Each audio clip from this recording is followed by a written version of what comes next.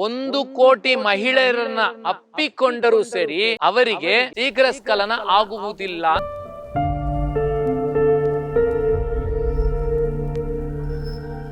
ಯಾರು ಹಸ್ತಮೈಥುನ ಮಾಡಿರ್ತಾರೆ ಅಂತವ್ರಿಗೆ ಎಕ್ಸ್ಟ್ರಾರ್ಡಿನರಿ ಔಷಧಿ ಇದು.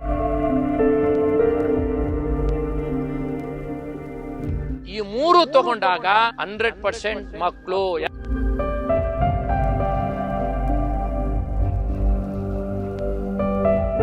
ಮಹಾ ಋಷಿಗಳು ಮಾಡಿರ್ತಕ್ಕಂಥ ಒಂದು ಔಷಧವನ್ನ ಹೇಳ್ತೀವಿ.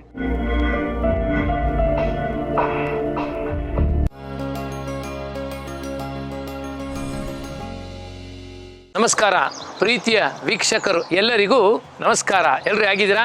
ಚೆನ್ನಾಗಿದ್ದೀರಾ? Thank you.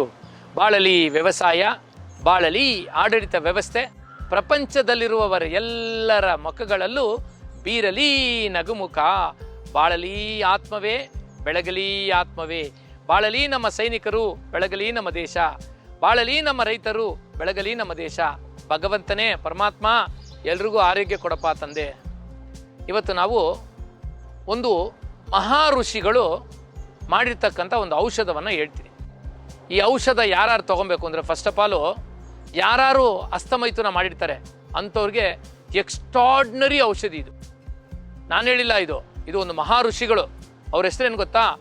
ಪುಲಿಪಾನೆ ಮಹಾಋಷಿಗಳು ಅಂತ ಹೆಸರು. ಇವ್ರ ಹೆಸರು ಪುಲಿಪಾನೆ ಮಹರ್ಷಿ. ಇವ್ರು ಏನಪ್ಪ ಹೇಳೋರು ಅಂದರೆ, 1 ಕೋಟಿ ಮಹಿಳೆಯರನ್ನ ಅಪ್ಪಿಕೊಂಡರೂ ಸರಿ ಅವರಿಗೆ ಶೀಘ್ರ ಸ್ಖಲನ ಆಗುವುದಿಲ್ಲ ಅಂತ ಹೇಳೋರೆ. ಅಂದರೆ ಶೀಘ್ರ ಸ್ಖಲನ ಆಗಬೇಕು, ನನಗೇನಾದ್ರು ತೊಂದರೆ ಆಗಬೇಕು ಅಂದರೆ ನೀವೇನು ಮಾಡಬೇಕು ಅಂದರೆ, ಇಲ್ಲಿ ತನಕ ಮುಳುಗಬೇಕು, ನೀರಲ್ಲಿ ಹೋಗಿ ನಿಂತ್ಕೊಬೇಕು. ಆಗ ನಿಮ್ಮ ದೇಹದಲ್ಲಿರ್ತಕ್ಕಂಥ ಶಕ್ತಿ ಕರಗುತ್ತೆ. ಇಲ್ಲ ಅಂದರೆ ನಿಂಬೆ ರಸ ಕುಡಿಬೇಕು. ಇವೆರಡಿಲ್ಲ ಅಂದರೆ ನಿಮಗೆ ಸ್ಖಲನನೇ ಆಗಲ್ಲ. 1 ಕೋಟಿ ಮಹಿಳೆಯರನ್ನು ಅಪ್ಪಿಕೊಂಡರೂ ನಿಮಗೆ ಸ್ಖಲನ ಆಗದೆ ಇದ್ರೆ ಅಂಥ ಔಷಧವನ್ನು ನಾನು ಹೇಳ್ತಿದ್ದೀನಿ. ಪುಲಿಪಾನೆ ಮಹಾಋಷಿಗಳು, ಹೊಡಿರಿ ಗೂಗಲಲ್ಲಿ, ಅದಿದೆ ನೋಡಿ. ಇವ್ರು ಹೇಳ್ತಕ್ಕಂಥದ್ದು. ಈಗ ಉದಾಹರಣೆಗೆ ಈ ನೀಗ್ರೋಗಳಿದ್ದಾರಲ್ಲ, ಆಫ್ರಿಕಾ ದೇಶದವರು, ಅವ್ರದ್ದು ನೀವು ಸ್ಪರ್ಮ್ ನೋಡಿ ಅಂದರೆ ನೀವು ಯೂಟ್ಯೂಬಲ್ಲಿ ನೋಡಿ, ಬೇರೆ ನೋಡೋಕೆ ಹೋಗಬೇಡಿ, ಯೂಟ್ಯೂಬಲ್ಲಿ ಕಾಣುತ್ತೆ. ಅವ್ರದ್ದೆಲ್ಲ ಮೊಸರು ಥರ ಇರುತ್ತೆ, ಒಂಥರ ಮೊಸರು ಥರ, ಆಮೇಲೆ ಮಣಿ ಥರ ಇರ್ತದೆ. ಆ ರೀತಿ ನಾವೂ ಆಗಬೇಕು, ನಮಗೂ ಸ್ಪರ್ಮ್ ಇರಬೇಕು, ನಾನು ಮದುವೆ ಆಗಬೇಕು ಅನ್ನೋರ್ಗೆ ಯಾರನ್ನ ಇದ್ದಾಗ ಈ ಸ್ಪರ್ಮು ಗಟ್ಟಿ ಆದರೆ ಮಾತ್ರ ನಿಮಗೆ ಗಂಡಸ್ತನ ಜಾಸ್ತಿ ಬರುತ್ತೆ. ಸ್ಪರ್ಮ್ ಗಟ್ಟಿ ಇರಬೇಕು.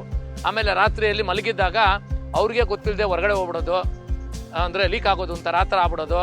ಆಮೇಲೆ ಯಾರನ್ನ ಹೆಣ್ಮಕ್ಳು ನೋಡ್ತಾ ಇದ್ರೆ ಕೆಲವು ಜನ ಹಂಗೆ ಓಡಾಡ್ಬಿಡೋದು, ನೀರಾಗಿ ಹೋಗ್ಬಿಡೋದು. ಆಮೇಲೆ ಸುಮ್ಗೇನಿರಲ್ಲ, ಕೈಲಿ ಇಟ್ಕೊಂಡು ಸಿಗ್ತಾ ಇರೋದು. ಅಂಥವ್ರಿಗೆಲ್ಲ ಇದನ್ನ ತಗೊಂಡಾಗ ಅವನು ದಾಂಪತ್ಯ ಜೀವನದಲ್ಲಿ ಅನುಭವಿಸಿದಾಗ ಮಾತ್ರ ನಿಮಗೆ ಆ ವೀರ್ಯಾಣು ಹೊರಗಡೆ ಬರುತ್ವಿನಃ ಇನ್ಮೇಲೆ ಬರೋದೇ ಇಲ್ಲ. ಅಂತ ಒಂದು ಅದ್ಭುತವಾದ ಔಷಧಿ ಮನೆ ಮದ್ದು ಮಾಡ್ಕೊಳ್ಳಿ, ಓಕೆನಾ? ತುಂಬ ಚೀಪ್, ತುಂಬ ಈಸಿ ಇದು. ತುಂಬ ಬರೇ 3 ಮದ್ದು ಇದಕ್ಕೆ, ಇನ್ಯಾವುದು ಬೇಡ, 3. ಮೊದಲನೇದಾಗಿ ಭೂಮಿ ಚಕ್ರೆ ಗೆಣಸು. ಇದನ್ನೇನಪ್ಪ ಮಾಡಬೇಕು? ಹಾಲಲ್ಲಿ ಚೆನ್ನಾಗಿ ಬೇಯಿಸ್ಕೊಬೇಕು. ಹಾಲು ಹಬೆಯಲ್ಲಿ ಬೇಯಿಸ್ಬೇಕು. ಬೇಯಿಸ್ಬಿಟ್ಟು ಪೌಡ್ರ್ ಮಾಡಬೇಕು. ಇದು ಮೊದಲನೇದು. ಎರಡನೇದು ಕಪಿಚು ಬೀಜ.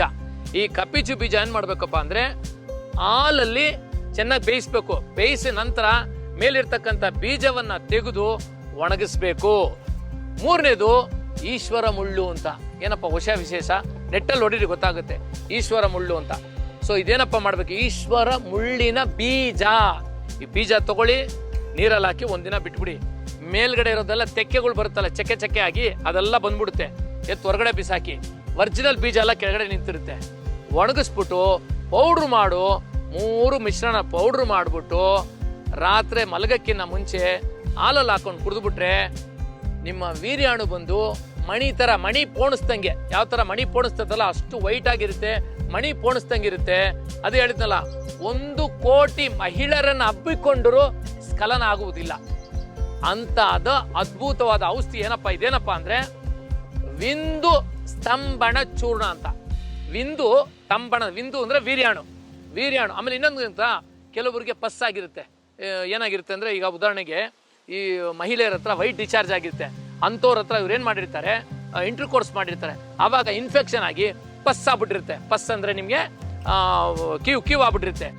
ಆ ಕ್ಯೂವನ್ನು ಹೋಗ್ಲಾಡಿಸ್ತಕ್ಕಂಥದ್ದು ಔಷಧಿ ಯಾವುದಪ್ಪ ಅಂದರೆ ವಿಂದು ಸ್ತಂಭನ ಚೂರ್ಣ.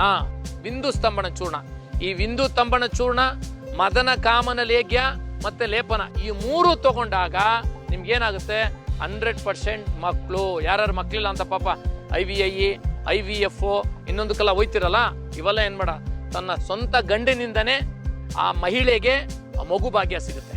ಇದು ನೀವು 100ಕ್ಕೆ 100 ಸತ್ಯ. ಇದನ್ನ ಉಪಯೋಗಿಸಿ, ಇದು ನೀವು ಮಾಡ್ಕೊಳ್ಳಿ. ಮಾಡ್ಬೋದು, ಸಿಂಪಲ್. ಏನು ನಿಮಗೆ ಸಿಗಲ್ವಾ? ಭೂಮಿ ಚಕ್ರ ಗೆಣಸು ಸಿಗಲ್ವಾ? ಸಿಗುತ್ತೆ. ಕಪ್ಪಿಚು ಬೀಜ ಸಿಗಲ್ವಾ? ಸಿಗುತ್ತೆ. ಏನ್ ಹೇಳಿ ನೋಡೋಣ, 3 ಸಿಗುತ್ತೆ. ಯಾವ್ದು ಸಿಗಲ್ಲ ಹೇಳಿ ನಿಮ್ಗೆ ನೋಡೋಣ. ಸೊ ಹಂಗಾಗಿ ಇದನ್ನ 3 ಯೂಸ್ ಮಾಡ್ಕೊಳ್ಳಿ ಅಂತ ಹೇಳ್ತಾ, ನಿಮ್ಗೆ ಏನಾದ್ರು ಮಾಡೋಕ್ಕಾಗಲಿಲ್ಲ ಅಂದ್ರೆ ಕೆಳಗಡೆ ನಂಬರ್ ಬರ್ತಾ ಇದೆಯಾ, ನಂಬರ್ ಕಾಲ್ ಮಾಡಿದ್ರೆ ಕಳಿಸ್ಕೊಡ್ತೀವಿ. ಬಟ್ ಇದು ಮಾತ್ರ ಎಕ್ಸ್ಟ್ರಾರ್ಡಿನರಿ ರಿಸಲ್ಟ್. ಇಲ್ಲಿ ತನಕ ನಮ್ಮ ವಿಡಿಯೋವನ್ನು ವೀಕ್ಷಣೆ ಮಾಡಿದ್ದಕ್ಕೆ ನಿಮ್ಗೆಲ್ರಿಗೂ ಅನಂತ ಧನ್ಯವಾದಗಳು. ನಮಸ್ಕಾರ. ಪ್ರೀತಿ ಹರಡಲಿ, ಎಲ್ಲರೂ ಬಾಳಲಿ. Thank you.